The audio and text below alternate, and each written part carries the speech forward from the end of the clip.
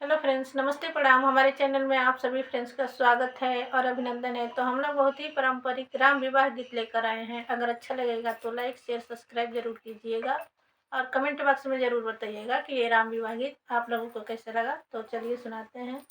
जय श्री राम आप सभी को।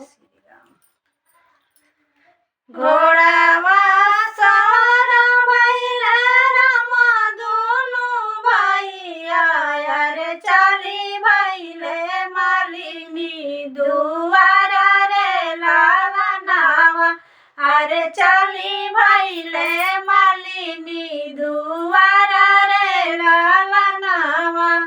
घोड़ावा तो बनी लक्ष्मण लवंगा के डाढ़िया, अरे करे लगले मालिनी पुकार रे लाला नावा, अरे करे लगले मालिनी पुकार रे लाला नावा।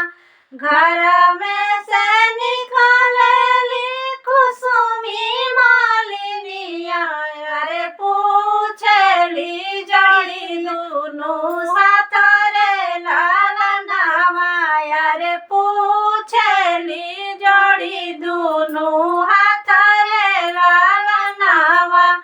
किया तोहरा चाही बबुआ खाए रस परिया, अरे किया चाही पाकल पन रे लाला नावा, अरे किया चाही पाकल पन रे लाला नावा। किया तो होला बबुआ वरसी नरवा, अरे सीता बियाह न जाई रे लाला नावा, अरे सीता बियाह न जाई रे लाला नावा। नाई